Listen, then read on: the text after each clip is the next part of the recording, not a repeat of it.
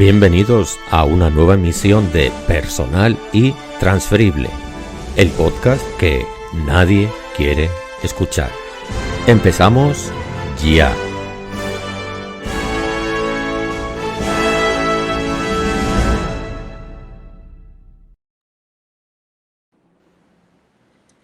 Saludos cordiales y bienvenidos a un nuevo episodio de Personal y Transferible, el podcast que nadie quiere escuchar. Y como siempre, pues tenemos un invitado de lujo, en este caso invitada de lujo. Tenemos con nosotros a Cali Connors, quien es antropóloga, abogada, pero por encima de todo eso un excelente ser humano que hace de la empatía su bandera de actuación. Ella ya está avisada, sabe que todos los invitados aquí tienen que autopresentarse. Mi lema es la tierra para el que la trabaja, así que Cali Connors, bienvenida y adelante. Muchísimas gracias por tenerme, un placer estar con ustedes. Bueno, si quieres decir algo más, también lo puedes decir, es tu espacio. Bueno, para saber un poco de mi formación, obviamente por el acento se nota que yo no soy de la República Dominicana, aunque orgullosa de ser dominicana por la naturalización. Originalmente yo soy de New Hampshire y Boston, orgulloso de mis raíces en el campo y todo eso, allá en las montañas blancas. Pero empecé a llegar aquí en la República Dominicana con 13 años en 99. Así que yo llegué aquí con un ONG que todavía existe, que todavía recomiendo a todo el mundo, que se llama Orphanage Outreach. Su sede está en Arizona y yo vine trabajando con ellos en Esperanza Mao. Mi bienvenida a la República eran 35 niños víctimas de trata de personas, prostitución infantil y una violencia intrafamiliar tremenda. Así que los niños eran casi de la misma edad que yo y eso me impactó bastante. Yo siempre digo que eso me cambió el disco duro y no podía volver a la vida con privilegios sin dedicar mi vida y utilizar los privilegios para el bienestar común. Entonces, yo estudié en antropología cultural y literatura española en la Universidad de Dickinson en Carlisle, Pennsylvania. Esa fue la primera universidad construida después de la Revolución. Tenemos una historia muy interesante. Y así yo estudié en España, en Málaga, España, un poco lejos de donde es usted. Y ahí yo decidí estudiar literatura española también. Entonces, en el pregrado yo tenía una doble titulación en antropología y literatura española. Yo volví para los Estados Unidos para hacer mi maestría en desarrollo sostenible y relaciones internacionales en la Escuela de Entrenamiento Internacional en Vermont. Fue una experiencia tremenda. Tenía todo el mundo representado en mi programa y el honor de trabajar con profesores increíbles.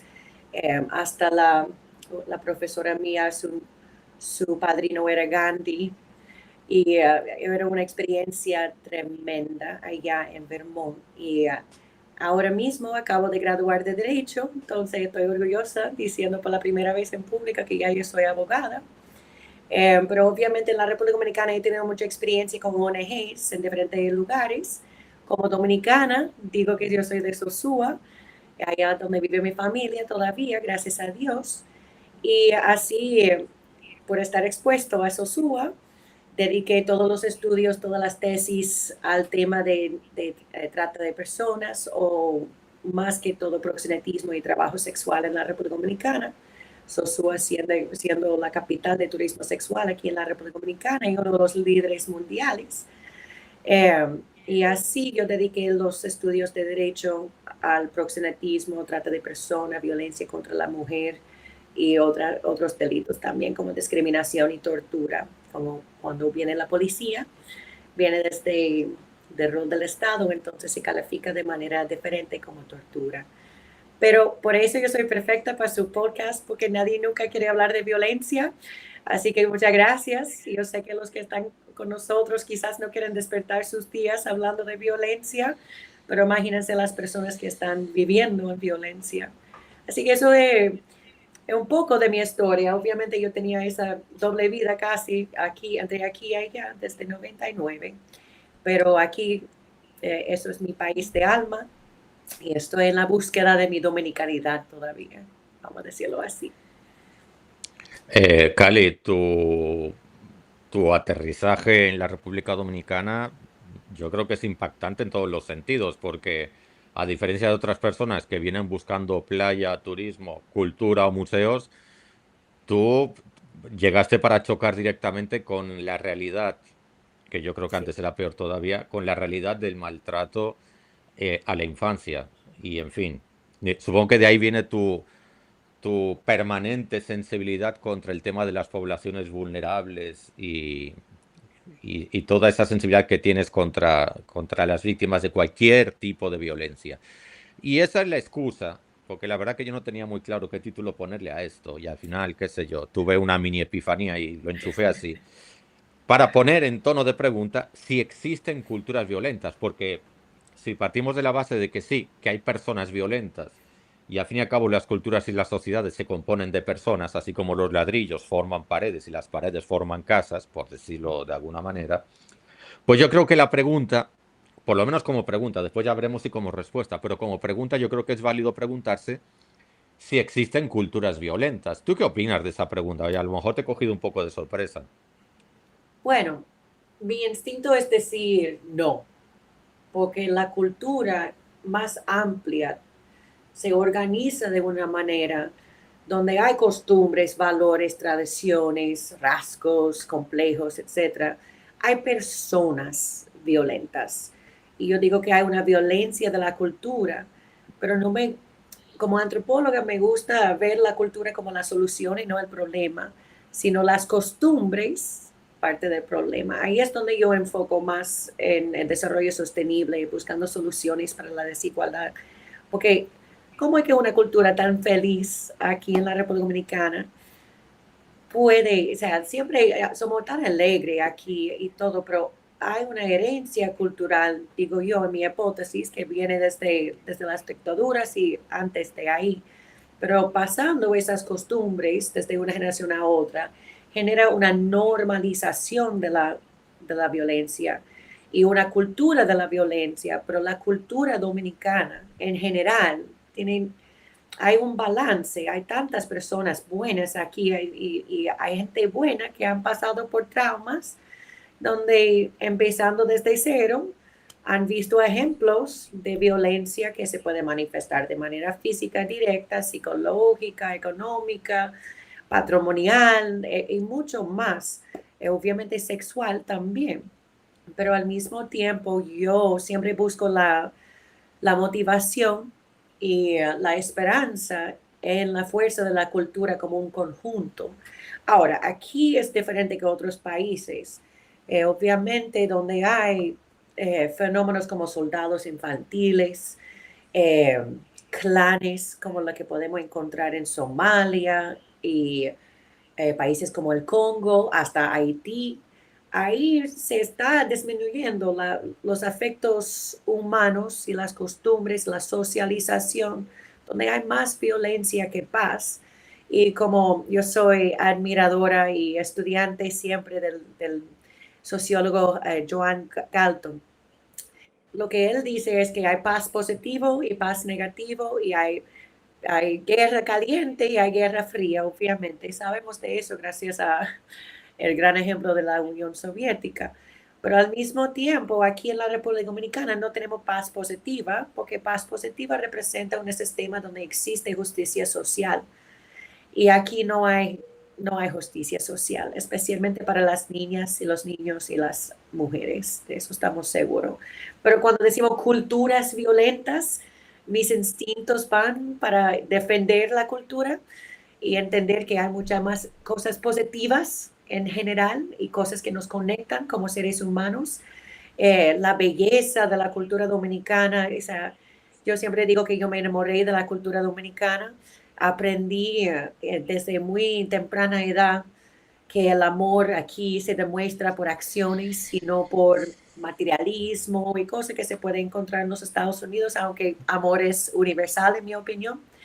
Al mismo tiempo, la forma en cual se manifiesta es muy diferente y aquí yo he trabajado con gente que no tiene ni ropa para sus hijos, ni agua, están comiendo con fuego abierto y palitos y sufren de tantos problemas de salud, pero todavía demuestran el amor por acciones. Y eso fue algo que me impactó para siempre. Como una niña de 13 acostumbrada a otras normas, obviamente, vuelvo, repito, el amor es universal, pero la manifestación es cultural.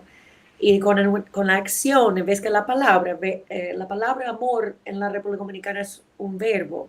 Y por eso yo estoy motivada y yo digo que hay posibilidades de cambiar las costumbres y la normalización de la violencia, los roles de género, la desigualdad en general, que sea económica, jurídica, política, de género, lo que sea. Y yo siempre digo que la cultura es la solución, las costumbres y algunas tradiciones sean la parte problemática de dicho sistema organizada.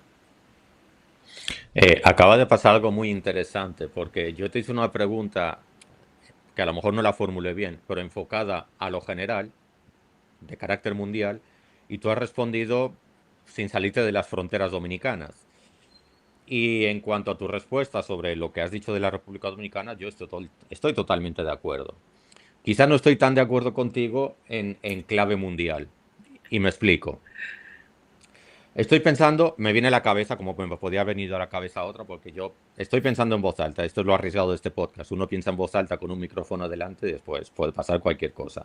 Estoy pensando, por ejemplo, eh, en los afganos, en la cultura talibana.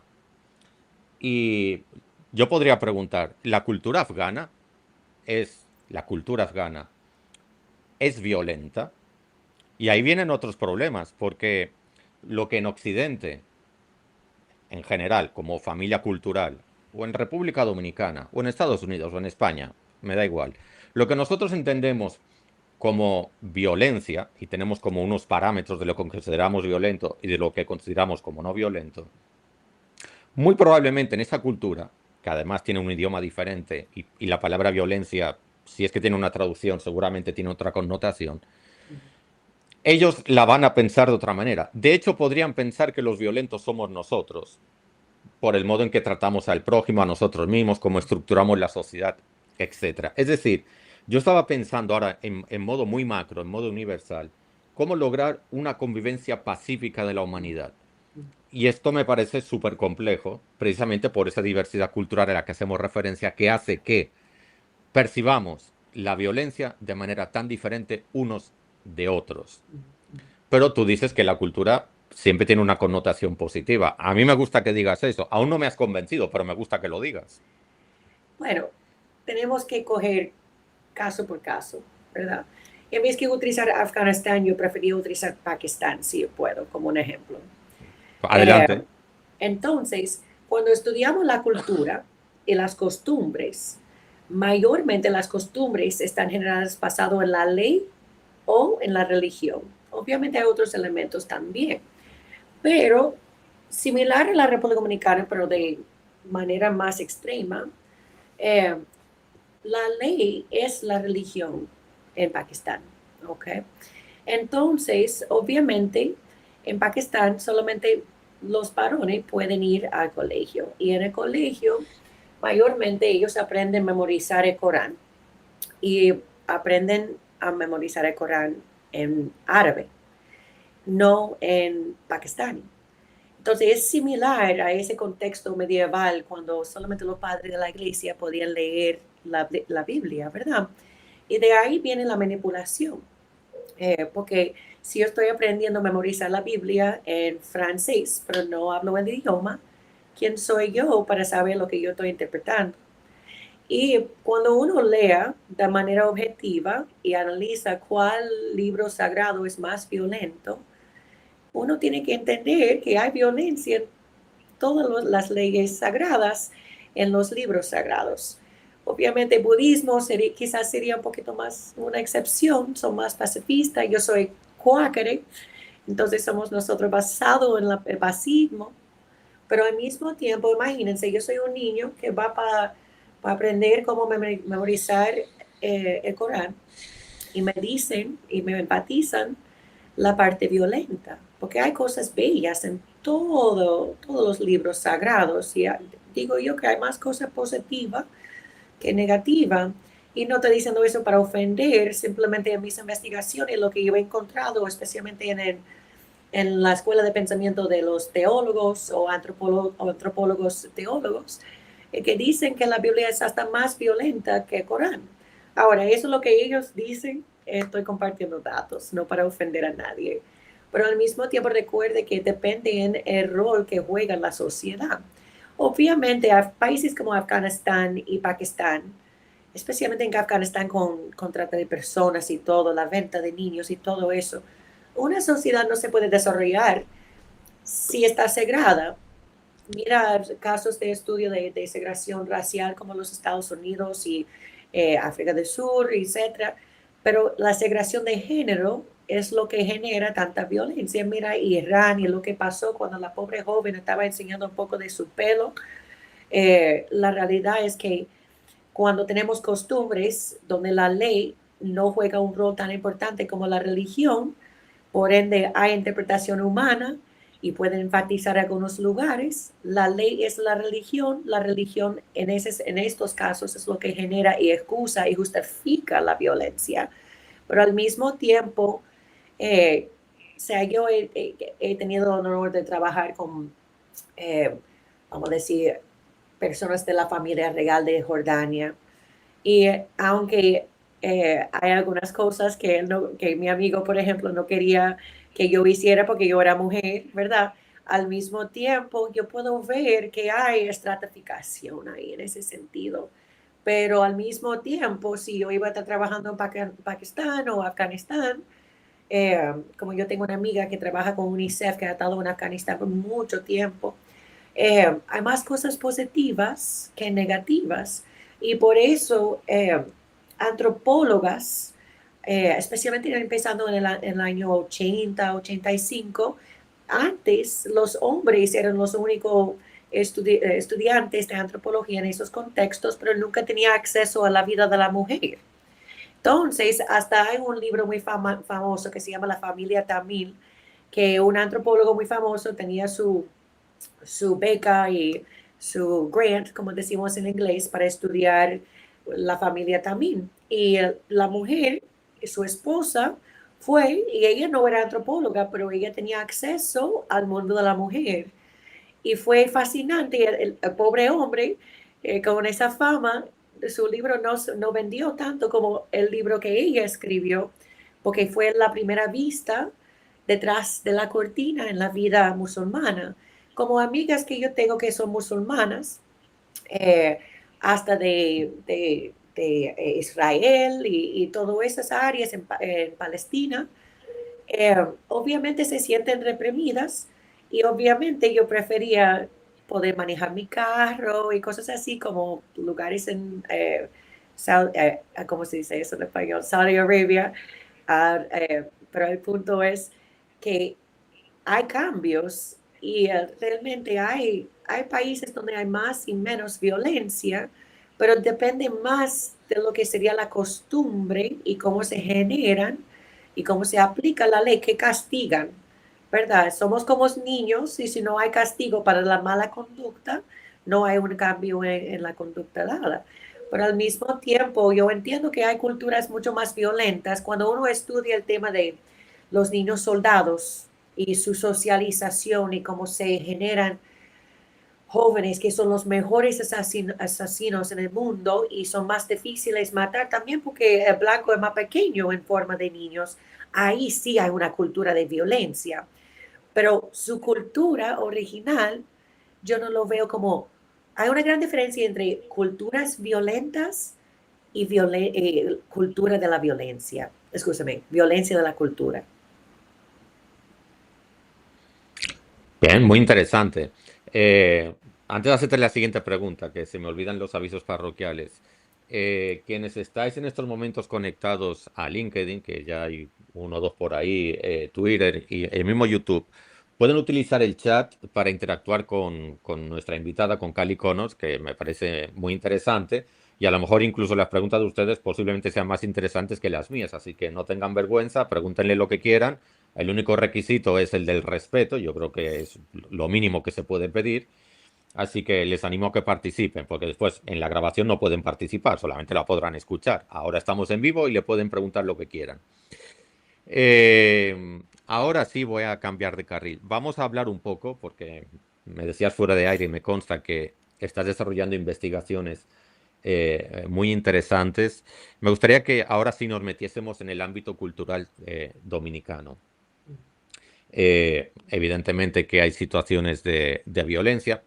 Hay diferentes manifestaciones de violencia, no hemos entrado en ello todavía, pues cuando hablamos de violencia no hablamos solamente de la violencia física, aunque últimamente la violencia física es la que se está haciendo más famosa, ¿no? Lo que vemos a nivel de esos videos que van circulando por redes sociales, especialmente la gente con, lo voy a decir así, con el salvajismo que hay en las calles, en las carreteras, con el tránsito, la manera de conducir, saltarse semáforos, los delivery que van por encima de las aceras en vía contraria, en fin, que eso para mí también es violencia. Es decir, la violencia puede ser física, puede ser oral, puede ser de palabra, puede ser social, puede ser económica.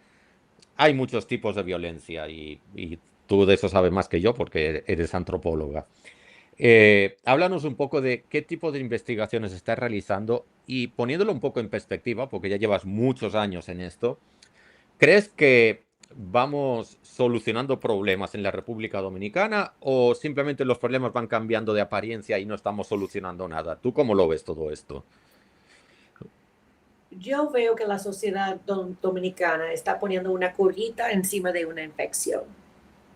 Eh, el tema de violencia, como yo lo estudio, es basado en la teoría de Galton.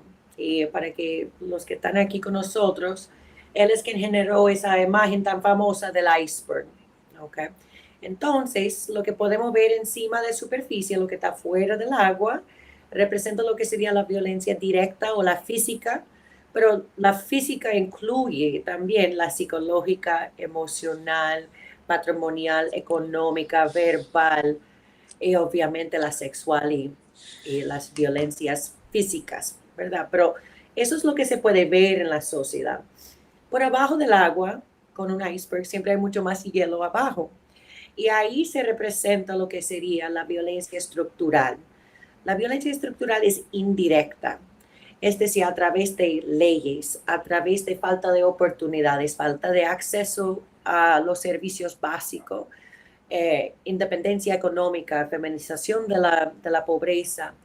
Y después del otro lado tenemos la violencia cultural, que es lo que justifica las demás violencias. Entonces yo he estado escribiendo mucho sobre los tres tipos. Primero, escribí sobre la violencia física, utilizando los datos que tenemos aquí a través de la Procuraduría General de la República, las ONGs y todo eso también. Y se nota que somos uno de los países más violentos hacia la mujer en toda América Latina. Están generando estadísticas diferentes todos los días y yo sé que estamos en 2026. La última vez que yo revisé la violencia física, éramos número 2 en toda América Latina, solamente Honduras ganando primer lugar. Yo sé que hubo un bajo en feminicidios y celebramos eso, pero también recuerde que aquí jurídicamente dividimos los asesinos. Hay feminicidios que tienen obviamente el motivo por género, ¿ok? Pero también hay homicidios de mujeres. Y muchos de esos casos realmente se califican, en mi opinión, como violencia de género. Porque si Laureano, usted y yo estamos en la calle y los dos estamos utilizando el celular y viene un atracador, ¿quién va a atracar, usted o a mí? A mí, porque yo soy la víctima de victimología, criminología, yo soy la más débil.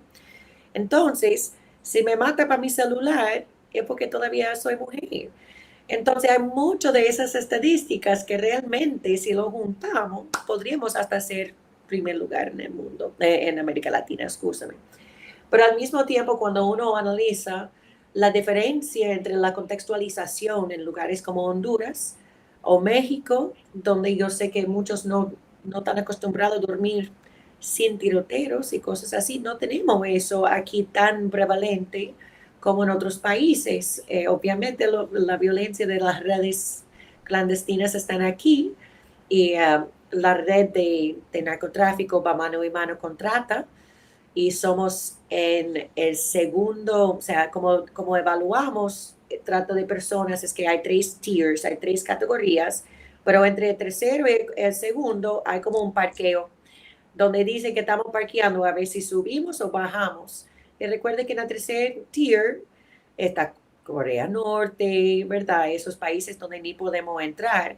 Y estamos en el parqueo y hemos estado entre el parqueo y segundo, o sea, parqueo y segundo, vaya décadas. Entonces, también se evalúa eso basado en qué estamos haciendo para castigar los culpables, los traficantes, los proxenetas, los que vendan niños, niñas, que buscan órganos, esos tipos de cosas. Y realmente estamos en un punto donde el Estado puede hasta recibir sanciones por la falta de compromiso. Y recuerde que a veces hacemos operaciones para subir las estadísticas, pero vuelvo, repito, si no trabajamos con la pobreza, si no trabajamos con los derechos humanos, si no damos los servicios básicos que se requiere para la dignidad, eh, podemos hacer operaciones y castigar a los culpables, pero al mismo tiempo no estamos tratando de dar justicia para las víctimas en ese contexto. Obviamente hay variaciones de todo, ¿verdad? Hay casos tremendos donde hemos encontrado justicia para víctimas, como la de Casablanca y Passions aquí en Santiago. Esos son casos muy interesantes para mí. Pero al mismo tiempo, eh, en ninguna forma yo estoy satisfecha con lo que está haciendo el Estado y más que todo la sociedad. Eh, existen muchas obligaciones internacionales gracias a los tratados internacionales que no estamos cumpliendo. Y lo que me afecta más que todo es que ni estamos investigando. O sea, cuando uno va para buscar lo que sería el índice de desigualdad de género o evaluando cómo vamos cumpliendo con los objetivos de desarrollo sostenible con las Naciones Unidas, las investigaciones que están reportadas a veces son de 2014. ¿Sabe? Esos son hace 12 años. Y obviamente si no estamos invirtiendo dinero, tiempo, interseccionalidad de órganos públicos, planes políticas y políticas públicas para enfrentar el problema desde la raíz, estamos haciendo trabajo para que superficialmente se ve como estamos tratando de resolver el problema cuando realmente lo que estamos haciendo es perpetuando el status quo. Entonces por eso yo he dedicado mi vida a estudiar ese tema y de verdad tengo que decir que como una mujer extranjera, aunque ya orgullosa de ser dominicana, eh, sin apellido, ha sido muy difícil en el pasado conseguir las entrevistas que necesito y sin usar nombres ni nada de eso con mis investigaciones que yo estoy haciendo ahora por fines de ética, porque en cualquier momento mis participantes pueden decidir no participar. Tengo que decir que estoy encontrando mujeres en situaciones de poder que quieren ayudar a otras mujeres como yo en mi investigación y la solidaridad entre las mujeres, eso es lo que yo he visto como un gran cambio. También los hombres, recuerden que si estudiamos feminismo en lugares como los Estados Unidos, los hombres, particularmente obreros y algunos líderes religiosos y algunos políticos, pero que normalmente vienen de raíces más humildes, lucharon y marcharon con las mujeres porque entienden que si la mujer, por ejemplo, gana igual que el hombre está ganando en la casa también, porque está afectando la desigualdad de género, no solamente a la mujer, pero a su familia. Y hay esperanza, hay órganos que están cambiando, que están enfocando en la interseccionalidad del fenómeno, porque no puede ser solamente un ministerio que está trabajando con el tema. Tenemos que, en mi opinión, eh, dedicar la propuesta económica a la violencia de género algún día. Tenemos que dedicar todos los órganos y las inversiones a ese fenómeno porque podemos tener industria y eh, vamos a decir, transporte público más moderno, obviamente, de desarrollo sostenible, yo apoyo eso, pero yo prefería tener agua, educación, derecho, salud, obviamente los pilares de desarrollo sostenible es salud y educación, y en esos lugares, en mi opinión, estamos fracasando en la sociedad. Y por eso el otro lado, lo que me preocupa más que todo es la aceptación social de la sociedad. Eso es un punto donde yo he enfocado mucho mis estudios, porque no entiendo cómo, por ejemplo, en recreo, ¿por qué nadie se pone a pie y defiende víctimas de bullying en la República Dominicana? Yo lo he visto muy pocas veces, pero yo siento como hay una herencia cultural de las dictaduras que nadie quería meterse en problema con Trujillo, ¿verdad? Entonces, si estaban con los vecinos, nadie iba a defender a sus vecinos, porque obviamente eso no solamente poniendo la vida de uno en peligro, pero los demás en la familia. Y yo siento como eso ha perpetuado algunas normas que todo el mundo puede ver la injusticia, pero muchas veces nadie se pone a pie. Por ejemplo, una niña que está siendo tocada de un vecino, todo el mundo sabe, todo el mundo lo puede ver en el balcón que le toca los bombos cada vez que llega a su casa y nadie dice nada. Y eso es lo que me preocupa más que todo, Laureano, es la normalización de la violencia. Con tantas entrevistas que he hecho, gracias a la sociedad civil y el ayuntamiento, he visto que hay mucha, que tenemos que enseñar y es mil veces más difícil cambiar la mentalidad que cambiar una calle, ¿verdad? O construir un monorriel o lo que sea. Pero al mismo tiempo tenemos que enfocar en cómo cambiar la mentalidad. Y uno va para las escuelas, pero donde hay violencia en las escuelas de todo tipo, especialmente o sea, hay casos tan famosos ya de profesores preñando jóvenes y utilizando chantaje y todo, y tenemos una herencia cultural que sigue perpetuándose. Pero lo que me fascina como antropóloga es cuando uno trabaja con víctimas que no se identifican como víctimas. Y así cuando uno vea los estudios de Oficina Nacional de Estadísticas, etcétera, etcétera, tú puedes ver que hasta 65, hasta 75% de víctimas de violencia física no lo identifican como violencia, sino como disciplina. Y por eso yo estoy enfocando hoy en día en la justificación de las formas diferentes, que sean estructurales o físicas. Y eso es la violencia cultural, que sería la mentalidad, la ideología, el arte, el lenguaje, conceptos religiosos también. Esas son las teorías de Galton, que estoy repitiendo, hay que citar bien y otras cosas, ¿verdad? Pero la idea de que una mujer que recibe golpes de su pareja o expareja y no lo puede identificar como violencia, porque simplemente es algo que ella siempre ha visto. Recuerde que hay un vínculo entre violencia intrafamiliar y la violencia contra la mujer. Obviamente el proceso de socialización es fundamental y yo recuerdo mis estudios de posgrado, yo tenía que explotarme de la risa para no llorar, pero yo tenía el honor de trabajar con eh, eh, eh, un gran profesor quien hasta trabajaba con Talibán y todo en resolución de conflictos y el desarrollo de paz. Y él dijo que una de las formas que se puede analizar, hasta ahora yo estoy riendo porque hay que reír para no llorar, él dijo, uno puede establecer y analizar lo que sería el mapa de amor construido desde 0 a 5, que es tan importante para los niños, donde uno aprende compasión, amor, empatía, arrepentimiento, cómo resolver problemas. Si yo hago algo malo, pido perdón y no lo vuelvo a hacer porque perdón significa cambio. Pero él dijo que se puede ver el nivel de empatía que tiene una sociedad basado en cómo manejan en las calles.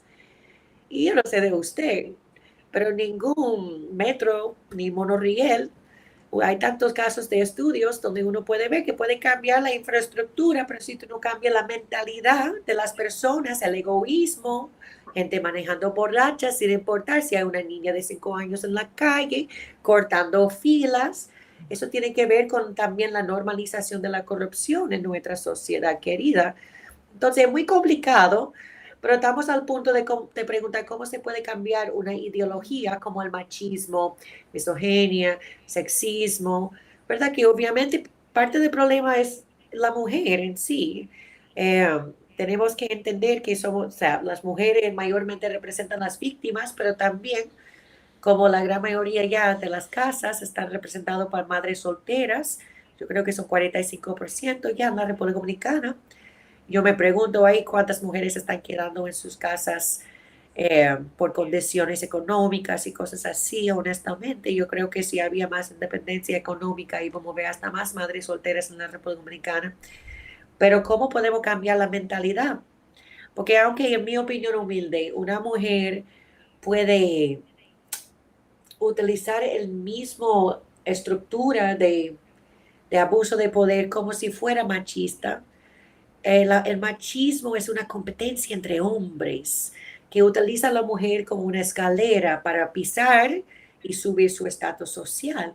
Sin embargo, lo que creo que ustedes entienden allá en la audiencia es que mujeres tenemos que ser parte más de la solución, no del problema, y tenemos que soltar perpetuando las normas del machismo, como los niños no lloran, no pueden tener emociones, cuántas novias tiene mi hijo cuando tiene 6 años, 7 años, y aunque tenemos que entender también que el modelo de rol siempre es del mismo sexo. Entonces, por ejemplo, con mi hijo que tiene 18 años, obviamente yo puedo ser el gran modelo que yo espero que soy, pero al mismo tiempo entiendo que por mi sexo él va a estar utilizando modelos de rol que sean hombres. Y tenemos que preguntar si todos los hombres son buenos modelos y eso es igual para la mujer también. Una mujer víctima de violencia o en cualquier contexto, una víctima de bullying y cosas así, hay un patrón que no es la mayoría, pero es sobreviviente, vamos a decirlo así, que en vez que quedarse como víctima, se convierte en victimario como un mecanismo defensivo para sobrevivir, porque no quiere ser quien quiere sufrir solo. Entonces, hay muchos que se convierten en bully o persona violenta, porque eso es lo que han aprendido y no quieren estar solo como víctima. Por eso mi caso en el orfanato, en Esperanza, es tan importante para mí, porque mi musa es mi primer hermano dominicano, que se llamaba Anthony. Él era víctima de trata de personas y prostitución infantil. Y cuando tenía 14 años, el pastor, Papa Negro, él le botó del orfanato y cuando yo volví, yo estaba con un corazón roto tratando de buscarle porque obviamente fue tirado en la calle. Y él volvió una vez de noche con lentes oscuros, las uñas largas, y obviamente yo sabía que él ha vuelto a la capital y que estaba involucrado en venta de sustancias ilícitas por las marcas culturales que hay en ese sentido, pero él también con 15 años, víctima toda su vida de la realidad más brutal. Él tenía una niña de 11 años con él. Y literalmente faltaba dientes, Laureano no estaba desarrollada, pero él estaba vendiendo su esposa, quien él compró del papá de la niña. Y en ese momento yo me di cuenta que mi niño en 15 años fue desde víctima a victimario y yo llamé todo, eso fue hace mucho, antes de, como en 2001, por ahí, 2000 quizá, pero yo llamé todo, hasta Cuerpo de Paz, yo llamé todo el mundo y no había nada, nada para él. Y lamentablemente los niños, como yo era la única voluntaria que volvía, yo creo que fueron 6 años que yo trabajé allá, los niños confiaban en mí, porque obviamente también cuando tú estás abandonado por tu familia, es difícil desarrollar vínculos interpersonales, pero como yo volvía y volvía, hasta todavía estoy en contacto con algunos, pero me decían que hombres le estaban visitando de noche cuando mi organización no estaba, porque obviamente eso no iba a pasar con mi ONG allá. Pero el mismo dormitorio que yo construí cuando mi organización no estaba, se convirtió en una casa de cita. Hay un caso legal muy famoso donde el Papa Negro perdió su orfanato, pero él no recibió ninguna pena. Y eso es el ejemplo perfecto para mí. Mi musa, Anthony es mi musa, porque ¿cómo se puede identificar una víctima cuando la normalización de la violencia se genera un patrón donde muchos solo conocen ese contexto, por ende, es como una víctima de trata. Una víctima de trata sea presentada con la oportunidad, en vez que estar vendida, ella puede vender o buscar, reclutar otras víctimas, un mecanismo de sobrevivencia o defensa. Obviamente ella va a elegir buscar otro porque ¿quién quiere ser víctima? Pero después ella está castigada con la misma pena que sus traficantes. Es muy complejo la situación, pero yo digo que si hay más igualdad en cuanto al acceso a un sistema basado en méritos, eso es algo que faltamos en la República Dominicana, que gracias a Dios yo estoy viendo que eso está cambiando, especialmente en la investigación que estoy haciendo ahora, por el acceso a, a personas que pueden hacer cambio en esa sociedad, ya están más abiertos a hablar del tema y, y buscar soluciones, pero es muy complicado. ¿Cómo yo puedo cambiar una mentalidad, una ideología que ha existido desde siempre aquí en la República Dominicana? Podemos utilizar ejemplos como en otros países, ¿verdad? Islandia, pero al mismo tiempo tenemos mucho eh, que tenemos que lograr, porque cuando vemos la diferencia entre el índice de desigualdad y después el índice de desigualdad de género, hay una diferencia de 19 puntos. Entonces tenemos que preguntarnos, igual que en Afganistán, igual que en Pakistán, ¿hay una segregación de género aquí en el país? Y yo digo que todavía sí.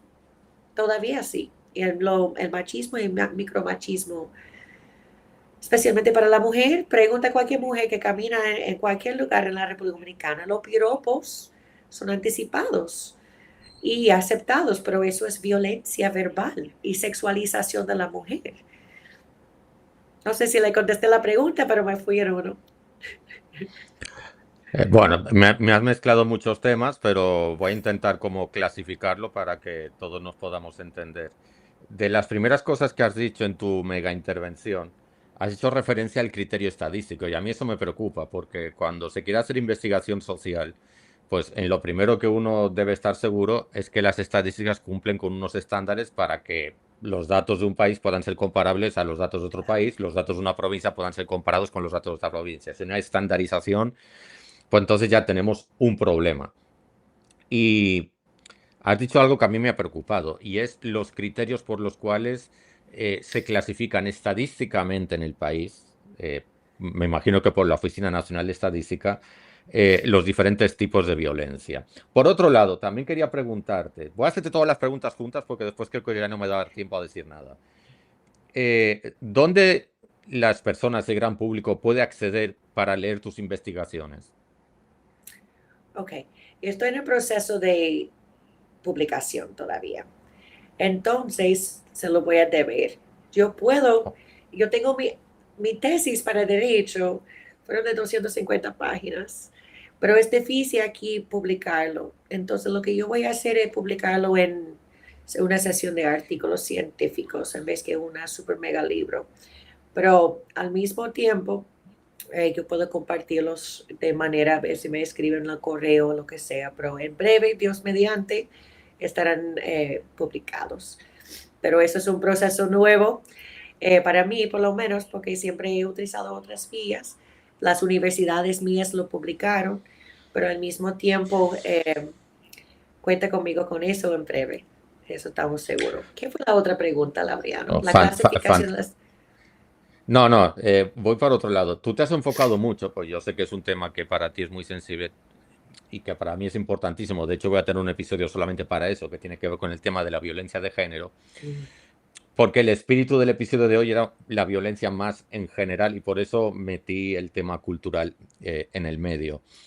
Yo ahora, evidentemente, no tengo data dura a mano para poder hablar apoyándome en estadística, pero basándome en mi percepción y en algunas decisiones que está tomando el Estado dominicano, tengo la impresión, lo voy a decir así, no voy a decir que soy concluyente con lo que digo porque sería muy atrevido por mi parte, pero tengo la percepción y la intuición de que en los diferentes indicadores de violencia social, eso incluye la violencia de género, creo que estamos empeorando. Cuando digo empeorando, es comparando un año versus otro año, ¿no? Los años anteriores. Por ejemplo, el tema de la violencia en las escuelas es relativamente novedoso y es de los tipos de violencia que más está empeorando. Me atrevo a decir que incluso más que el de la violencia de género.